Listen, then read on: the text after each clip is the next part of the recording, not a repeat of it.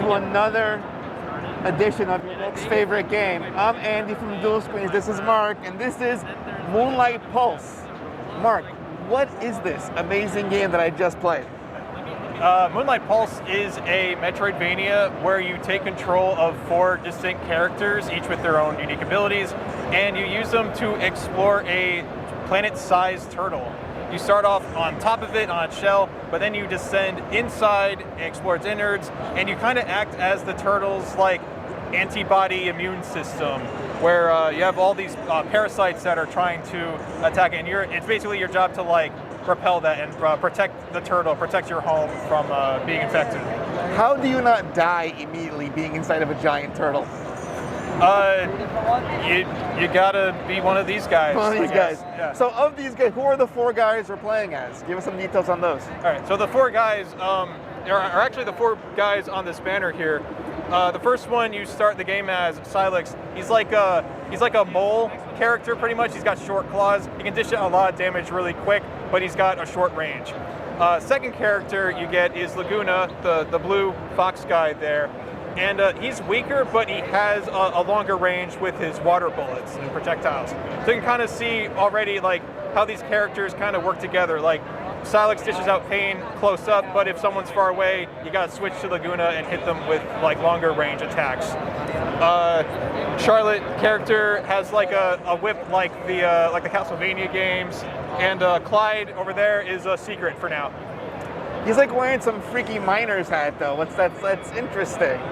Yeah, it's he's kind of a blue collar worker.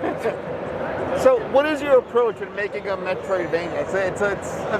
It's a large market, a lot of games in the genre. How do you make yours stand out from all the rest? Well, I think when I made the game, I wasn't trying to think of like how do I make like a Metroidvania specifically. I'm more just like, how do I make something that like I would want to play? So I don't like, if something I do follows the Metroidvania conventions, great, but if not, like I don't really care because that's not really the point anyway.